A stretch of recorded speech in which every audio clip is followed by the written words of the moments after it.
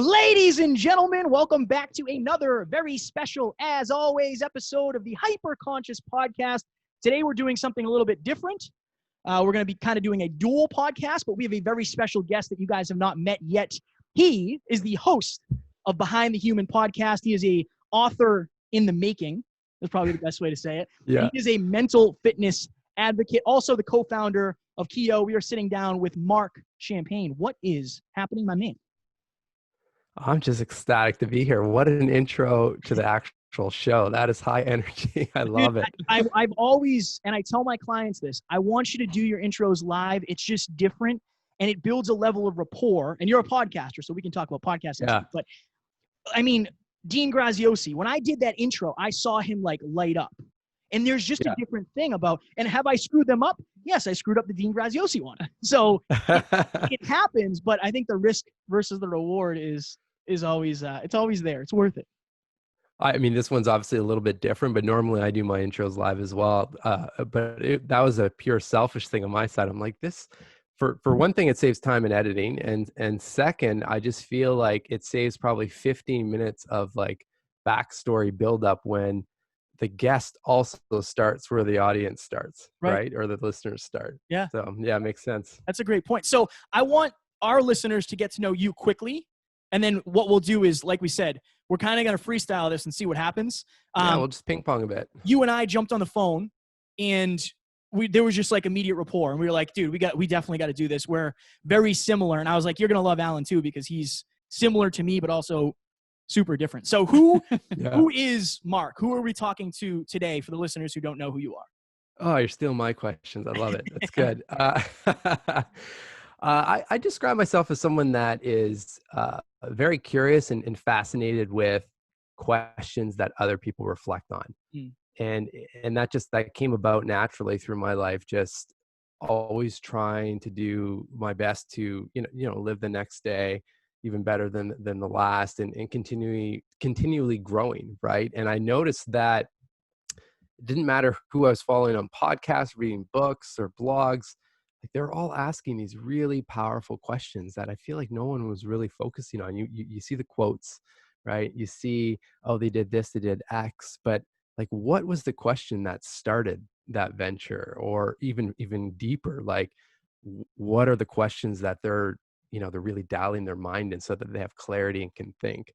And that's just sent me down this 3-year rabbit hole of, especially with the podcasts and hundreds of interviews and thousands of questions at this point. And that leads into the book that you mentioned, that's kind of author in the works, which is going to be a curation of some of the podcast guests, but then also the second half, like living, like legends of the past that we can learn from. I just finished a profile on Kobe Bryant, for example. Like what were the questions he was asking himself to play and be the person he was? So yeah, that's me, just a curious person. I like to live life on a happy front. Life can be short, so you gotta have fun, smile. So I love that energy, that intro, and you guys in general. So thanks for having me. Yeah, of course, dude. We're blessed, man, because this is our job, and like I think everybody at times we lose sight of this. But we were talking before, like we're in our studio. We just got a nice new rug. We got the soundproofing. It's just.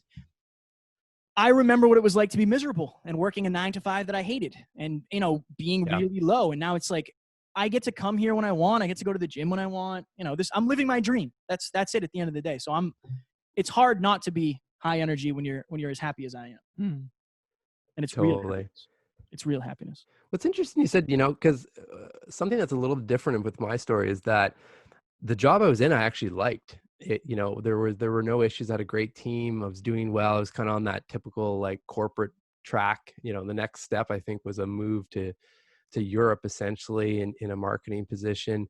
Like everything was good, but there was this little itch inside of I'd really love to solve this problem that I'm seeing. Again, going right back to the questions, because I was journaling on those questions. Right. And it was like, there's no good technology out right now in terms of digital journals to capture content like that and allow you to easily fire up, a new entry or like a blank canvas to reflect on, where you're at in your life in relation to that prompt. And that's actually what stimulated me leaving the corporate world, And I only bring this up because just like you, like doing the thing that you love, I'm doing the thing that I love now too. And I didn't know that, right? Like it took that little itch or that little push to get me there. I thought I was doing something and it was good. Like I have no regrets, no complaints, but now I can feel it. Like everything, like my whole core is, in this book, in the podcast, in the mental fitness training that I get to do. Like it just feels 1,000% right. Oh, go ahead. So I know one of the things you wanted to ask us was who we are, but I was Yeah. researching you earlier and I was listening to a podcast you were on, and you kind of went down that a little bit of like, I really didn't have a ton of trauma growing up. And what's interesting is on this show in particular, we do believe that your adversity is your advantage. It depends on what you do with it. And we've had some people on the show that have gone through like unbelievable adversity and really come out on the other side better. And I think that we also have done that in our own life as well. What I think is interesting about you is that you are very growth minded, but yet you didn't necessarily have any huge traumatic moment. Like Kevin was suicidal. I had this really bad car accident. My father passed away in a car accident when he was 2. So it's almost like those incidents got us to ask those tough questions and really come up Yeah. with answers. And I think what's interesting about you is you came across that on your own, sort of. How did that happen? And it's kind of interesting that you're the mental fitness guy, because if adversity didn't create it, of course it had to be a proactive version of that, which sounds like mental fitness, doesn't it? Right. Yeah. It is where I can tell you guys are great hosts, because you're making me think of something that I've never thought about. You're right in the sense of like the childhood growing up, loving childhood, really nothing I can say negative about that. I'm in a men's group, and every other man in that group, there's like some sort of serious trauma. And even for myself, I'm sitting there and like, I don't have that. Like, or am I missing something? Is there something buried that I should be unpacking? But as you were speaking, the trauma that I have gone through is recent. Is actually this app that you mentioned briefly, Keo. I mean, we reached a shitload of people, 86 million App Store impressions at one point with the app. And October of last year, 2019, I hit delete from the App Store. Just wasn't financially successful for us. But left the job, realized I didn't want to go back to that job because this is the type of work I want to do. So financially, still recovering from that whole decision. We moved, like just a lot of kind of turning the soil. And you're right, Al, in the sense that I came from a place where those prompts existed, but I was so kind of buried underwater at that time, going through the regular emotions of like, how could we fail at this level? Like, what would my family think? What would my ex-colleagues think? Right. What would our investors, our advisors think? And then after stewing in that for a few days or so, it's actually the podcast, the prompts, the mental fitness practices that came through that journey that actually saved and pulled me out of it.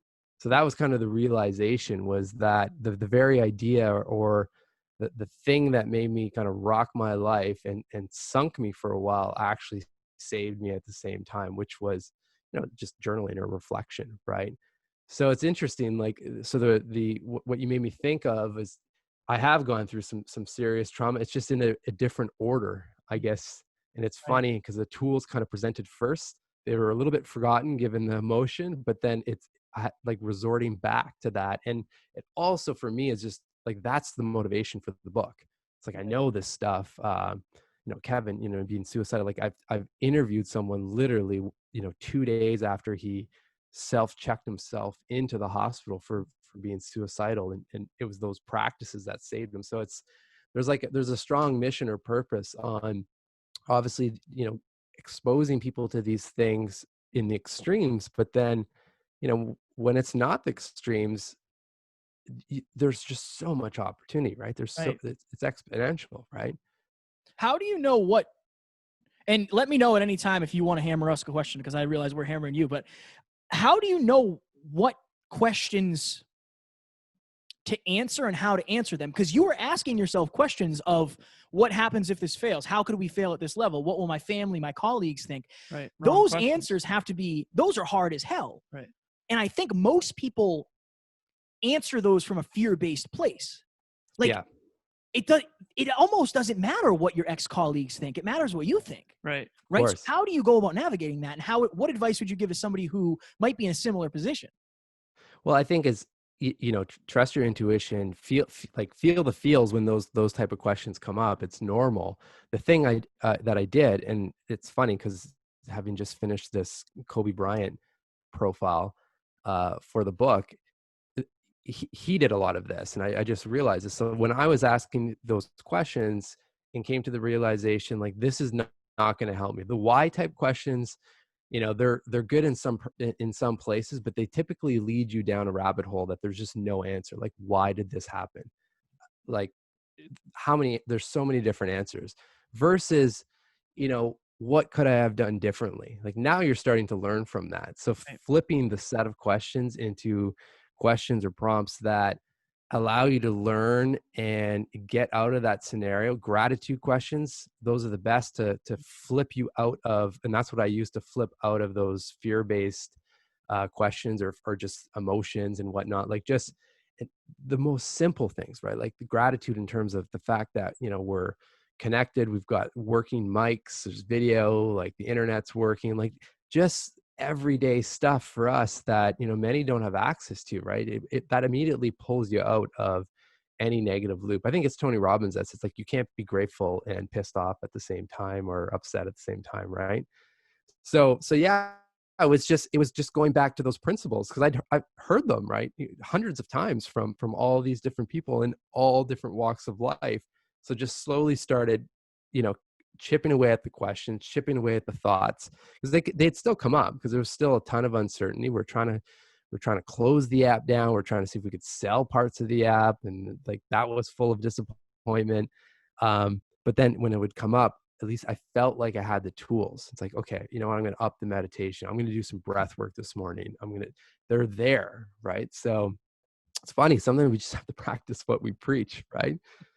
So I think what we should do, and this is just a suggestion, I think we should all do a round robin here of like what questions changed our life.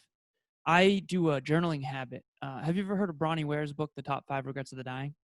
No. So she worked in hospice for like 8 years. We were able to interview her on episode 180, which was a huge dream come true. But after my car accident, I found this book.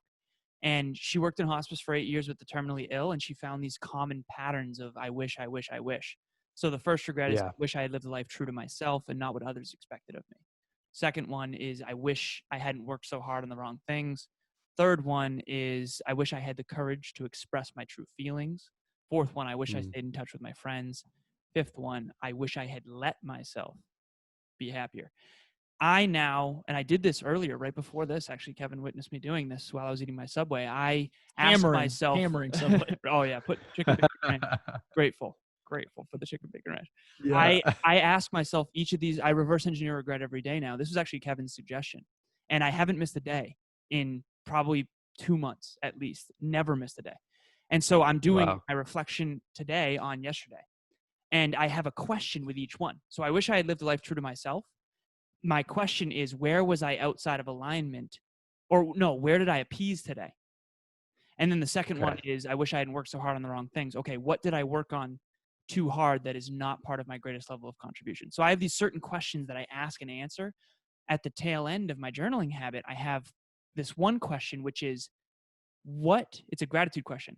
What are 3 specific things that were done for you that you could not have done for yourself? Today I wrote 3 things. One of them is Kevin uploads the episodes for us.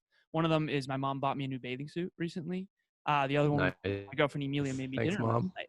And I think true gratitude is acknowledging something that is kind of, it seems like it's so for example, our health. Okay. Yeah. We take that for granted if we're not grateful for it because we think it's a given. Like Kevin uploading the episodes, I've never uploaded one episode. We're coming on 400 episodes. I've never once, I did once in the airport. Yeah. In the airport one time I uploaded one. But like, what if I just, that becomes normal, right? And now I'm taking him for granted if I'm not acknowledging that. So now I do that every day. So what are some questions that have changed you guys' lives? That's interesting. That's interesting. I think for me, and like part of my story, I made 6 figures. I opened up the pay stub and I was like, oh my God, I made $100,000 at 25 with 26 with no college degree. Like, this is it. I made it. And I think my question to myself was, is this what happiness is? Because I didn't feel any different. Mm-hmm. I still was insecure. I still was depressed. I still didn't have hope for the future. So I think for me, like, is this it was the question. And that made me, like, that night I went to bed and Hyperconscious was born. Like, it doesn't matter. The pay stub doesn't matter. The person you're laying next to in bed doesn't matter. The bed doesn't matter. The car doesn't matter. What matters is up here. And for me, that was it. Totally. Like it was like, is this really it? Like, is this what everybody works for? I don't want to do it anymore. Powerful. Yeah. Yeah. I'll just go back to what you were mentioning, Alan. The thing I like about the way you're looking at gratitude is that, excuse me, you're breaking it down, because often, obviously, people default to just, what am I grateful for? Right. And quickly you run through, to your point, health, family, my house or apartment or whatever. And that's kind of it. Like, it just keeps repeating and rinse and repeat. It's the same thing almost every day. Right. And it can get repetitive. I mean, I'm not knocking it. And if you're not doing anything, that's a great place to start. But I think the more that you can get into the details of that, like, what is it about your health? Right. Right. And really dive in. And then all of a sudden, then you're really sparking that kind of neurochemical cocktail to make you feel great and motivated. Right. I just want to share that because I see that often with a lot of the questions coming back and where people are struggling. For me, I think one of the most impactful questions I've ever been left with, and I think about often, and it was left from Jamie Wheel from Flow Genome Project, Stephen Kotler's partner working on flow states. And it was just simply, what am I pretending not to know? Mm. And I remember when he left that, I was like, damn, like, I just kind of kicked the chair back, and it's like, that is so loaded. It's such What a am I simple pretending question. not to know? Not to know. So it's like, that you're eating like shit, but you're kind of justifying it, Totally. Yeah. right? My version of that question is, what am I hiding from myself? Or Yeah, yeah. exactly. Same Okay. thing. Gotcha. Same thing. What am I avoiding that I should be facing? Yeah. Yeah, We ask each other that regularly. totally. Well, and just going right back to this Kobe Bryant profile is really prominent, obviously, right now in my mind. But like, one of his main questions is, how do you negotiate with yourself? And he said it in the context of essentially that same question. Like, we can negotiate ourselves out of not going to the gym so easily, right? Right. Or staying in bed. Oh, it's warm in here.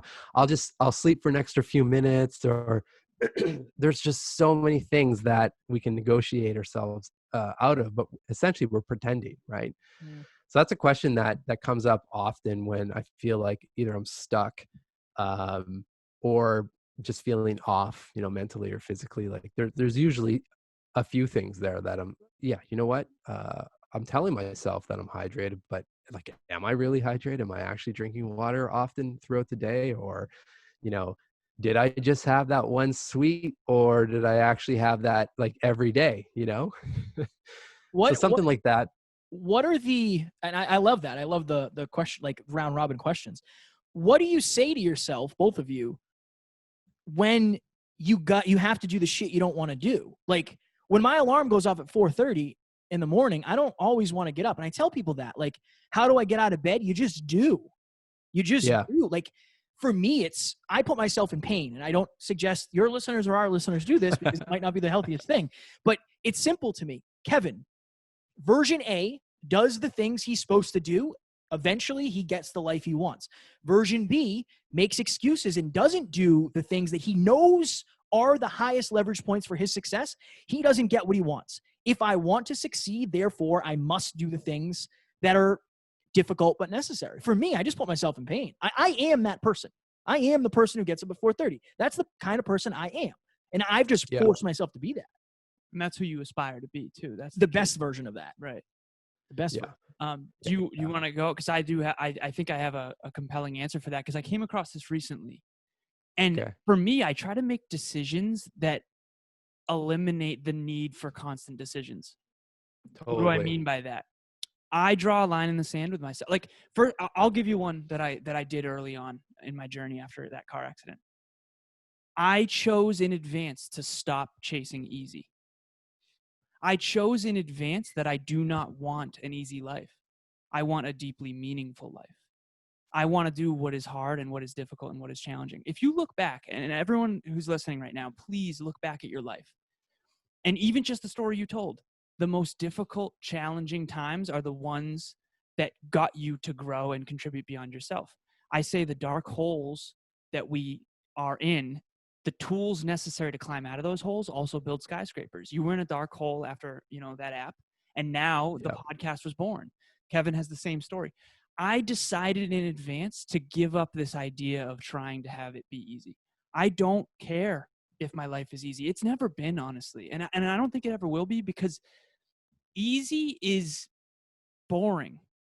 Easy is mundane. Easy is regular. Easy is average. If you want extraordinary, what does that mean? Extraordinary. It means you're not going to be able to just do ordinary stuff all the time. So one decision that I made early on was to give up this idea that it's supposed to be easy, because it's not.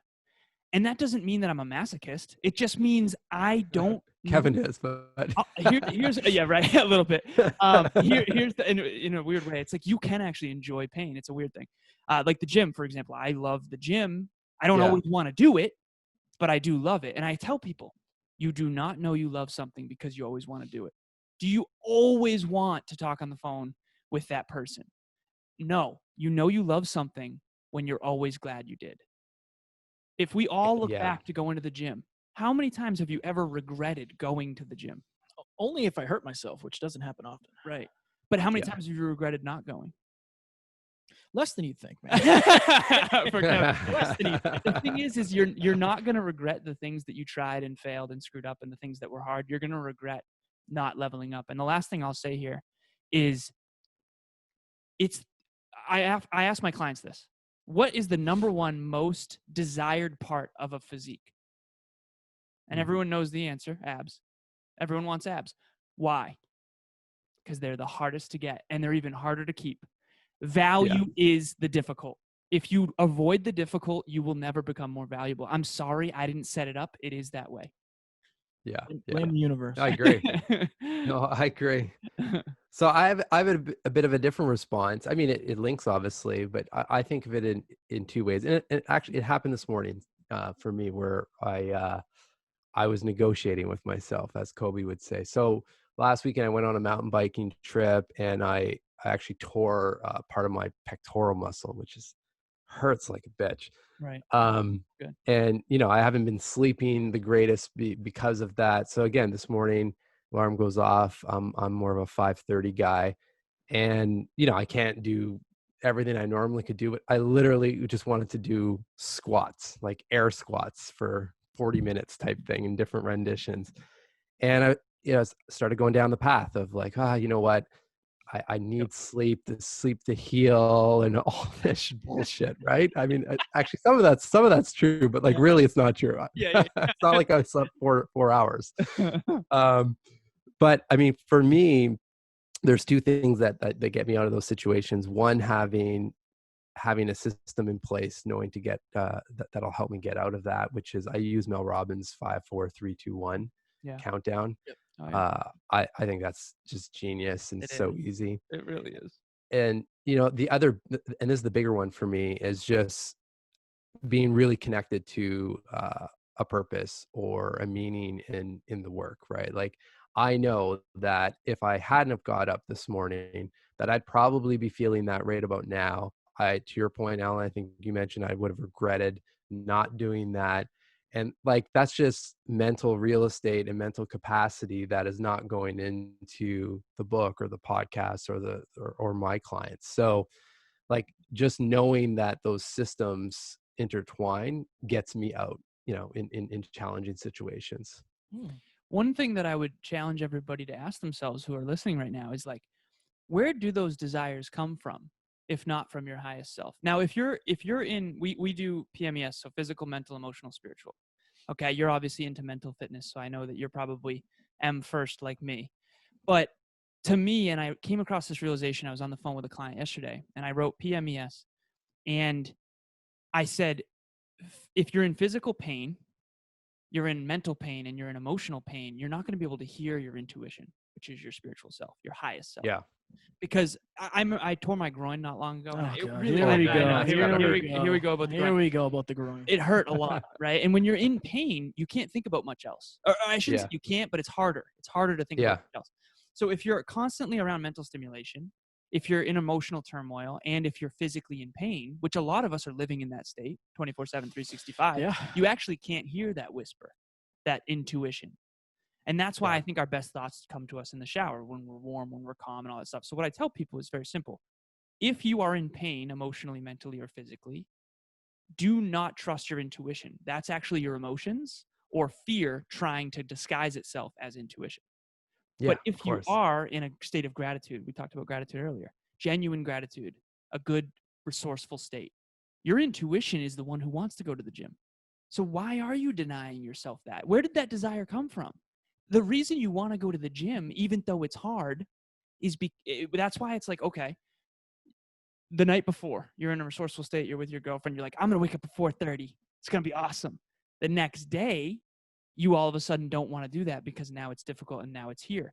Where did the desire come from when you were in a comfortable place? That's your highest self speaking to you, saying, I'm better than this. I want to work out. I want to be the type of person who wakes up early. I want to be the type of person who grows and develops and reads those books. So to me, I think one of the things that I decided early on as well is to stop trying to, like you said, negotiate with yourself when you know that it's a choice. Every single second of every single day, we have a choice to either put ourselves in the pain of waking up or to choose to let ourselves down. And here's the problem with it. We don't actually know what we're giving up. I mean, we're 400 episodes in now, and it's like we could have stopped at any time. We could have missed an episode any time, but it's who we chose to be in advance. And this is, in my opinion, one of the most misunderstood concepts. We try to get people to decide in advance things, and I think maybe there's a couple fears around that. Well, can I re-choose? Like, what if I change? It's like your decisions, you can change them at any time. So don't worry. Just decide this is who I'm going to be this season, and then trust that will evolve and grow as you do. So, I have a question that I've never asked before ever, but Dave Meltzer kind of. Right. I'm convinced that, and Evan said this too, if you're not, what did Evan say? Something along the lines of like, if you're not constantly pushing, you're never going to be happy. And I was like, that's stupid, man. I don't believe that. Evan Carmichael. I should probably say his last name. Yeah. And now I'm thinking about it. Okay, the question is, what do you want long-term? And how do you know it's the right thing to want long-term? Because we've all had success in the past, and all of us were wrong about what it was. So how do you know what you actually want long-term is actually what you want? It's a great question. That's a great question. I've been thinking about something like that, actually. Phrased probably differently. It's not even phrased. I've never posed it, but just I'm thinking about it.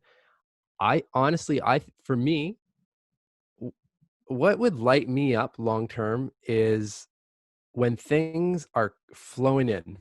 And I don't just mean like financial flowing in. I mean, like when I get on the phone with someone like you, Kevin, and we hit it off.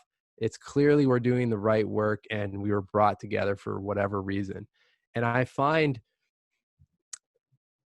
when you're doing the right work or you're in the right line of, whatever you're supposed to be doing, stuff like that just continues to happen. And that feels nice, right? The right introductions come in, or the right client calls, or this opportunity is there.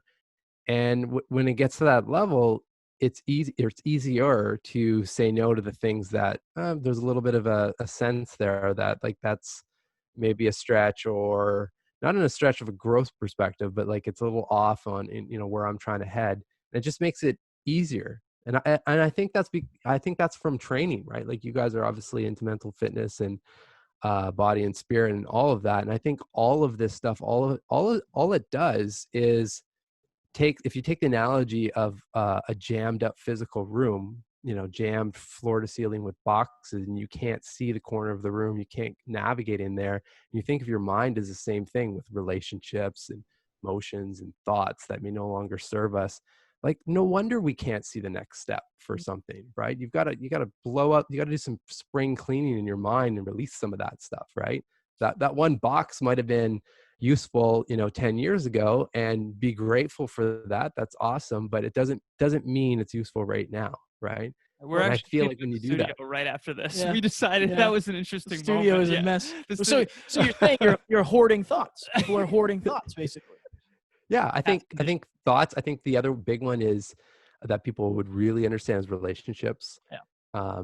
And even harder to. I have a friend here in Toronto that, he does a relationship audit with his friends, and I remember asking him, like, so, like, you're just like firing friends, like, how does that go down? And it's not as grandiose as that. It's just, stop giving time to those relationships and kind of let them fizzle.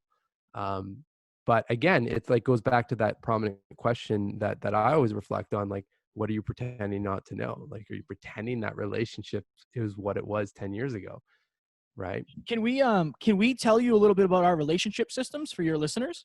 Yeah, So we absolutely. kind of do have relationship audits in terms of like, and Alan and I are going to start doing this as a business partnership friendship, but every night before my girlfriend and I go to bed, we ask ourselves or each other 4 questions. Did you feel loved? Did you feel listened to? Did you feel supported? Did you feel romanced? And what do you need from me? Every night before we go to bed, whether we're together or apart, we live together. And then on the weekends, on Sunday, we do this check-in where, and Alan and I are a little bit different, but my girlfriend and I sit down and we rate each other on a scale of 1 to 10 when it comes to the 5 love languages, right? So quality time, words of affirmation, gifts, acts of service, and physical touch, right? On a scale of 1 to 10. Then we go into the 6 basic human needs. So certainty, variety, significance, growth, contribution, love and connection. On a scale of 1 to 10, how significant did I make you feel this week? How this?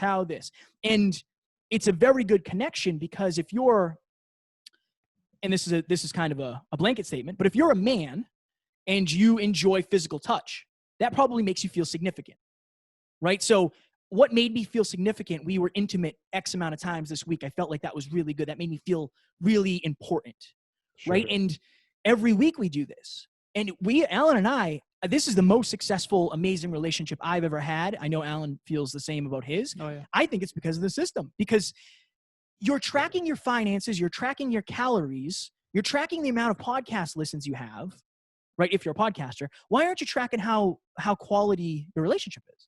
Yeah. So I have to ask a question on that for both of you guys. So, like, because it all sounds amazing, but for someone that's never done it also seems intimidating. Like, so let's back it up a little bit. Like, tactically speaking, I mean, you do it on Sundays, but yeah, like, do you attach like a ritual with that, or is it just you sit down and you go, or make it fun, or so like, how are you doing that? Alan and I's his are like 3 hours. Sometimes mine are okay. Yeah, that's not. I ain't doing that, Mark. Ain't nobody got time for that. But he and his girlfriend are very similar in terms of like deep diving. I'm just going to talk about you and your relationship. Yeah, no worries, man. No, you're good. You're good. So just for my girlfriend and I, it's just it's like a 7-8 p.m. thing. Like, all right, we're getting ready to go to bed. Let's sit down and figure out what we did well, what we didn't do well. Honestly, like, if you're listening to this and you've never done it, you don't even have to start with all of that. Start with how amazing did I make you feel today? You can literally start with that, because what's going to happen, you're going to get some feedback. Right. Like, we hosted an event in last January. Top Notch Live, January 25th. Was it this January? 2020. This past 2020. Whatever it was. Yeah. And I remember the pitch, so that's how. My girlfriend, the first check-in after the event was brutal, Mark. I got like 3s across the board. Like, I cried. I was so hurt that I let my girlfriend down. And I know why. It's because of the event. I was putting so much of myself. We're doing 4 episodes a week. We're prospecting for people to come. I'm practicing my speech. We're touring the venue. It's a rough couple months. All of this stuff. And my girlfriend and I sit down and I say, like, love and connection. How loved and connected did you feel this week? 3. And I'm like, holy shit. Like, I really let that go. Now, my emotional intelligence and my resilience is at a point where it's like, yeah, I cried it out for sure, but I have to do better, right? My agreement with myself is I am the best man. I'm the best husband. I'm not married yet. I'm the best father. I don't have children yet. But like, that is what I'm shooting for. So, Yeah. but that starts with one question. Like one question between you and your spouse can change the game. I would say make sure it's something that, is relevant to you guys. I would start with one question first. Long story short. Yeah, that's great. If you're not used to these kinds of rituals, I think consistency is our strength, Kevin and I's. Like since Emilia and I started doing the gratitude game, every single night we say things we're each grateful for about each other. And if we're not together, we do a voice memo. And we've literally never missed since we started. And we've been together for almost 9 months now.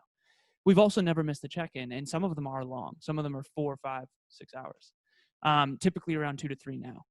But to if you're not good at consistency, I would say start there and hold each other accountable, because here's what I'll say. Feedback is necessary to grow. And I think what's interesting about this episode, and I'm realizing this in this moment, is I don't think Kevin or I ever fully understood the value of consistent questions. Because whether it's 5 episodes a week or our check-ins with our significant others or our check-ins with each other, we're always asking and answering questions. And my journaling habit, same deal, right?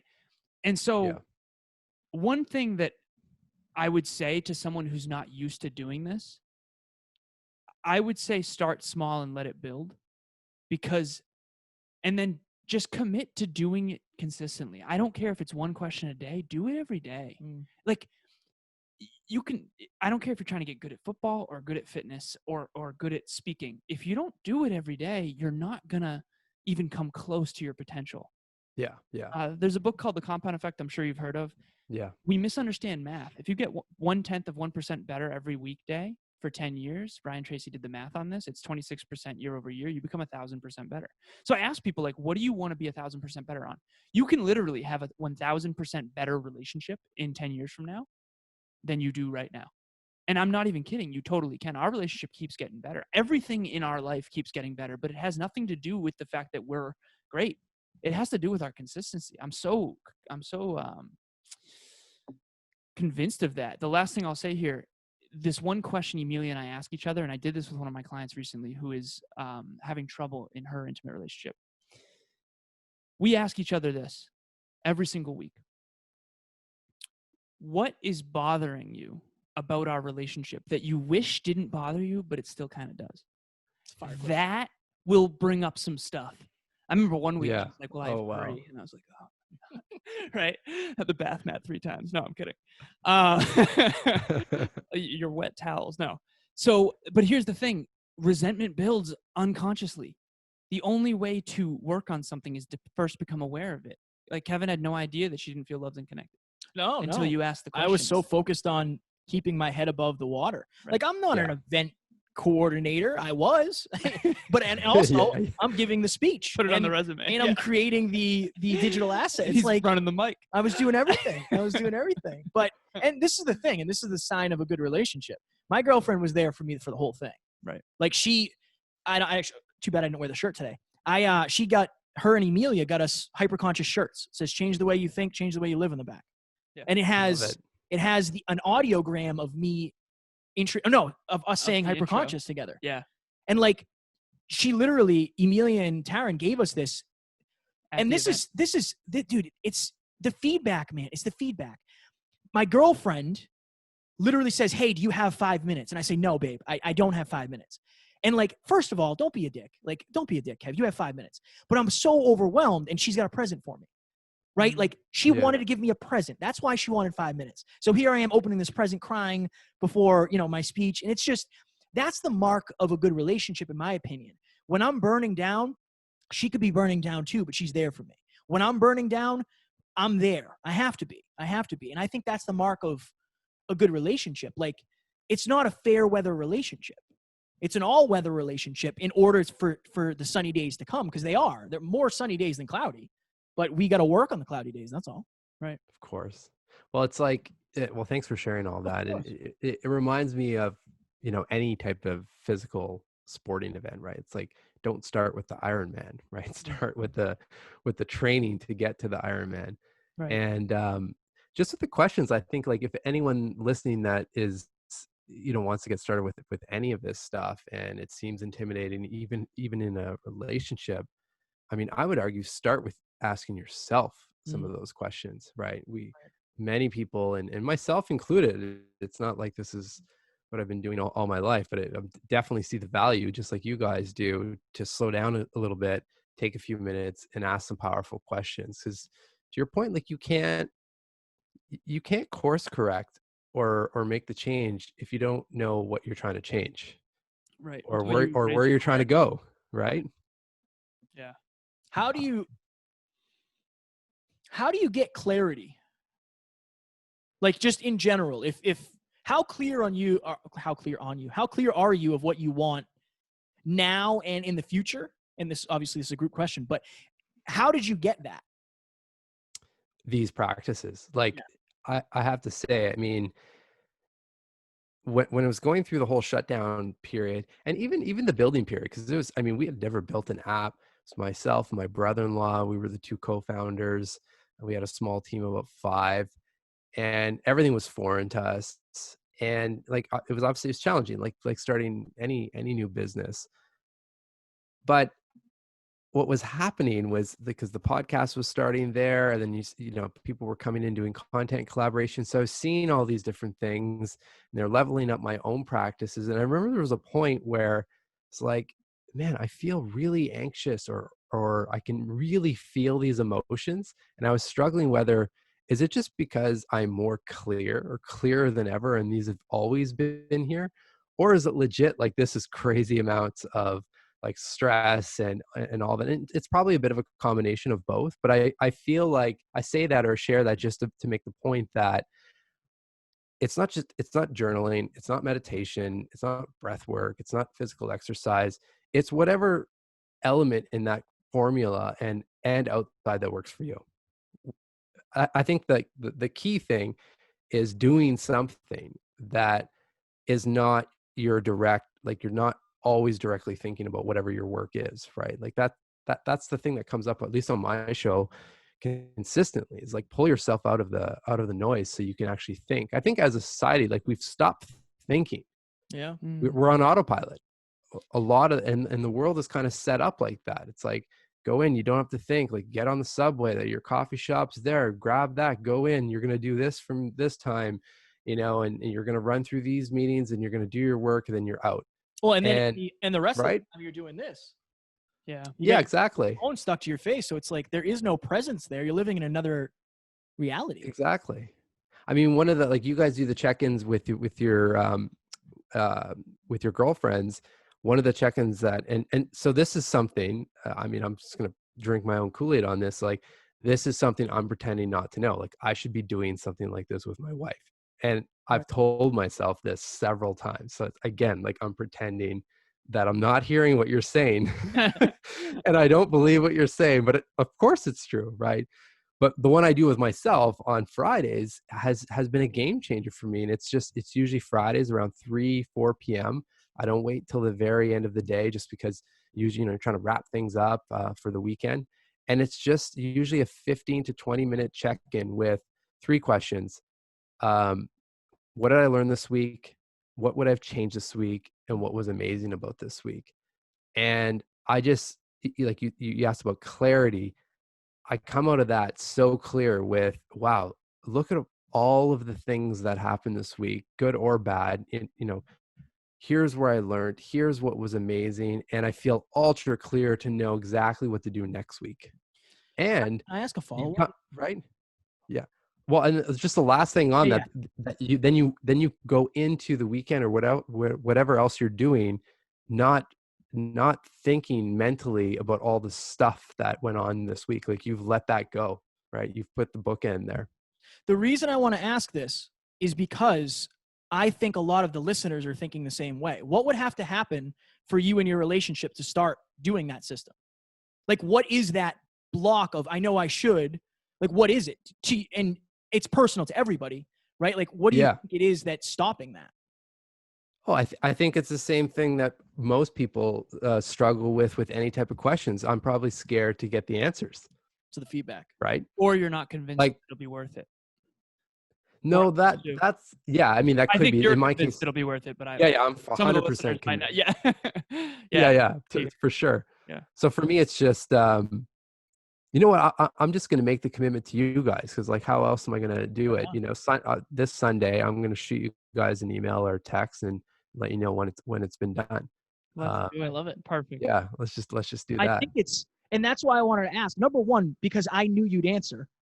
And again, this is it's a different podcast that we've never done. I feel very connected to you. I've known you for a couple weeks and talk to you for, at this point, maybe an hour and a half.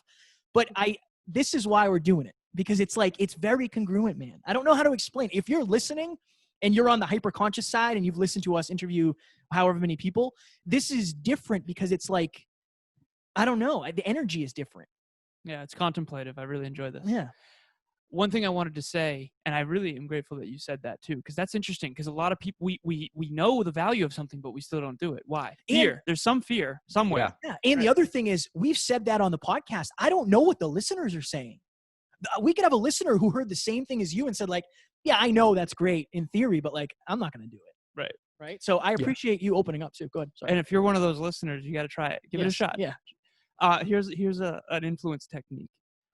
If you consider yourself open-minded, give it a shot. There you go. Everyone wants to consider themselves open-minded, so now they're like, oh shit, I should do that. There's a book called Magic Words, and it's just really powerful, influential techniques. I wanted to say this because you have made a really good point. And I say this in my coaching. Everybody works in their life day to day, doing their thing. Not everyone works on their life. And what I think is interesting is, and again, I've only been doing this for a couple months now, but I have literally not missed a day. And I check in every day now and here's the other thing too. Yeah. I think people are afraid to say what you're saying, which is, what would I have done differently? People have this weird relationship with regret that I think is a problem. I like to look at what I regret. Why? Not so I can dwell in it and feel bad about myself, but so that I can change for the future. I regret not reading books. I regret drinking alcohol too much and too often. I regret not knowing about the 5 love languages and how much those would have helped my past relationships. I regret not going to the gym earlier. That's okay. I'm not living in regret. I don't mean regret just oh, I'm the worst or anything. Here's what I mean. Now that I've admitted that, okay, I have those regrets. Those are real feelings. Okay, what am I going to do about it? Now maybe I'm going to read more books. Now maybe I'm going to go to the gym. Yeah. Here's the problem with the human condition in this whole personal development industry. Pain is what catalyzes change. That's why you changed after the app crashed. That's why Kevin changed after suicide. That's why I changed after the car accident. Stop avoiding the very thing that will get you to change your behavior, because there is a better life on the other end of your behavior. Let's say you do that one check-in habit with your wife. I and Kevin, from our own experience, can predict with very high accuracy that your marriage will be far better. Yeah, for sure. Why wouldn't we do it? Because of the fear of hearing those answers? Okay, it might suck at first. Most things that are good for you suck at first. Just once you do it, it'll compound. You ever had broccoli? Yeah, right. Broccoli's not great. I had broccoli last night. It's not great. Amelia made it really good though. But depends how you cook it. Stems were really long. Don't like long stems on them. I actually like broccoli, but I know a lot of people don't. I'm a big fan of broccoli. Yeah. All right, so we got 4 minutes and 57 seconds. We got 5 minutes left. Is there any question that you didn't hammer that you want to hammer? Yeah, I just want to know what's for both of you guys when things get crazy. Back in the day when we used to travel, whatever the circumstance is, whenever you're out of your regular routine, let's just say that, what are your non-negotiables for your health? Fire question. For your health? Well, mental, physical, relationship, whatever. Yeah. I would say working out. I mean, when Alan and I went to San Diego for Brendan Burchard event, we did 7 interviews. 8 interviews. I think we did 6 interviews in 5 days. Oh, 7 interviews, 6 days. Something. Sorry. Yeah. Something crazy. And we worked out every single day, and we went to a full immersion event, and we drove 3 hours. When we're on the road, we're next level versions of ourselves. It's not sustainable because you burn out quick. So physical exercise, journaling, meditation, water intake, and then water's so underrated. It is. It's so underrated. If you're listening to this, there's a good chance you're probably always dehydrated, chronically dehydrated. I think most people are. And then honestly, some form of communication with my girlfriend. Like she keeps, even when we're on the road, I'm like a different version because I'm missing her. And then the why power really kicks in of like, there's nothing, I would go to the moon if I had to. Like, I don't care. I'll go to Mars and not come back. Like that's part of it for me. That's a huge why. So, but those are like my 5, I would say. Non-negotiables. Great question. It is. My non-negotiables. So I say a purpose prayer every single day. I have not missed in 5.5 years. One time, I will admit, I woke up in a panic at 2 a.m. Like, oh my God, I didn't say my purpose prayer. And I ended up saying it to myself. But I never miss that. That is a non-negotiable for me. It's actually pretty long. I have this necklace around my neck, and I always say it in the shower. But that's one non-negotiable. I would say a new non-negotiable, fairly new, is that journaling habit of reverse engineering regret, thanks to Kevin. I talk about the regrets so often, the top 5 regrets of the dying. He's like, why don't you journal about that? And now I have questions under each one. It's a whole thing. I would say another non-negotiable is gratitudes. I never once, not once, in 9 months have missed sending Emilia my gratitude. Same, yeah. Like last night we fell asleep and I wrote them and I didn't want to wake her up because she had already sent me her voice memo. And I texted it to her, all 8 of them. And then I said, I'll voice memo them to you tomorrow. So, and today I did that this morning. Kevin wasn't in the studio and I just read them to her and sent them to her in a voice memo. And I have them all saved in a Dropbox folder because I want to be able to look back and relish on those memories, all the things we're grateful for. So those are 3 non-negotiables. What's another non-negotiable for me? So I have another new one. After COVID, I was very, very upset that I couldn't go to the gym. It bothered me literally every day. I don't want to sound like a drama queen, but it bothered me every day. And I cried on my way to the gym in happy tears. I don't know if I'm going to miss again, guys. I know that sounds weird, but I'm doing 40 minutes a day, 45. I set my alarm for 40. I don't know if I'll ever not go again. I might not, but I don't know if I want to. I want to do it every day. I want to weight train every day for the rest of my life. I know I'm weird. And if not, I'm going to go for a run. I'm going to do some form of exercise every day. I'm committed. That's a non-negotiable. That's a new one because COVID made me realize, like, I am taking the gym for granted. Like, I can't believe I didn't go and I could have. What are some other non-negotiables? Those are the ones I can think of. Yeah, I'm pretty those big are on great. drinking water and stuff like that too, but those 4 I never miss on. What are yours, Mark? Yeah, water is the new one because I definitely realize, and I work with a couple MDs out in Houston who often remind me to be hydrated. So that's a big, and I notice the difference. The other big 2, I'd say for sure, physical exercise daily of some sort, even if it's just a long walk. I'm starting to be a little bit more kind to myself when I'm noticing with this torn muscle, obviously I'm a bit limited, but just like movement, let's just call it movement. Yeah. And then the other one is journaling. I mean, that's obviously a big one in my game, but I'll add with journaling is just, I journal typically in the morning, but I've expanded it and this feels so good to be able to do this, to journal when it's needed. And that just maybe literally a minute when, someone says something on a call or something that kind of irks me, and I'll stop, pull out. It could be digital, it could be paper. Again, this is another realization is like, it doesn't matter what the tool, like what the medium is, it's the practice that counts, right? Same thing with meditation. Use the apps, use whatever, use your breath, like just get the practice in. But anyway, and just like in the moment, live, kind of 1 minute, like, well, like, why did I react like that? Like, what is it? And then it's done. Like, and it's not like packing down. So I'd say that's turning into a non-negotiable is just, I'll call it like live journaling. That's fire. Can we all set one more non-negotiable before we go? And I do have one more. Protecting Emilia's heart. Being kind to her is a non-negotiable for me. Anytime I've ever been briefly unkind, I immediately was like, stop, enough. Like, she's the sweetest thing in the world, and I will never take that for granted. But should we each do one non-negotiable? I say my purpose. Yeah, my purpose prayer as well. I do that every morning in my journaling. My journaling is like not as intense as yours necessarily, or Mark's. Not that intensiveness means anything really, but I always say like what my thing is. Like, why am I here? Like, why am I here? What am I here to do? That's a non-negotiable for me. Right, moving forward. Do we all want to set a new non-negotiable? That's going to be mine. That's yours? Yes. Okay. I'm going to use it as 2 answers. What about you, Mark? Well, I'm going to stick with the weekly weekly check-in with my wife. Yeah. New non-negotiable for me. Yeah.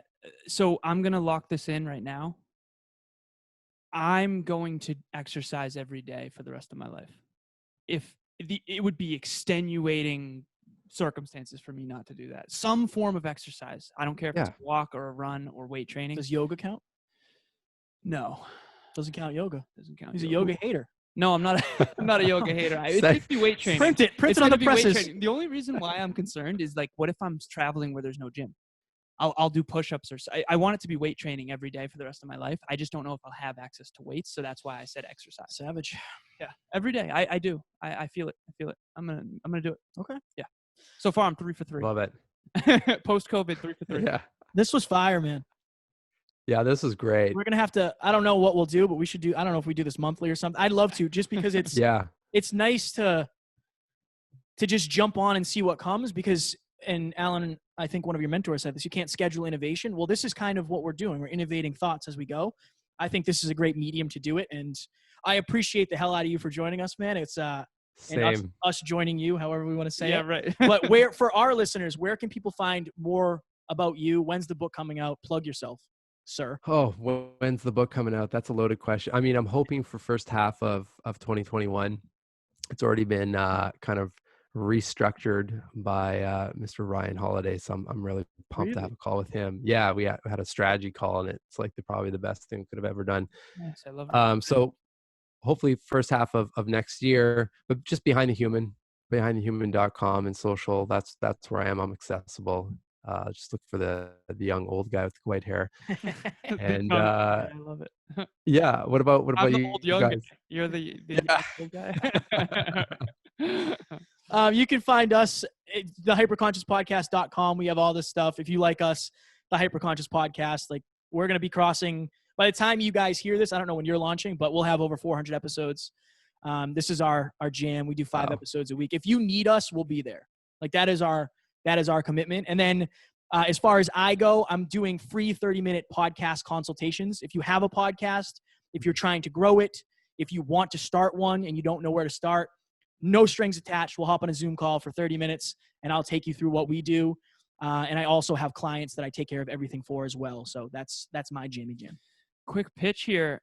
Quick pitch. If you want a world-class life, you're going to need world-class clarity, a world-class system of success, and world-class consistency.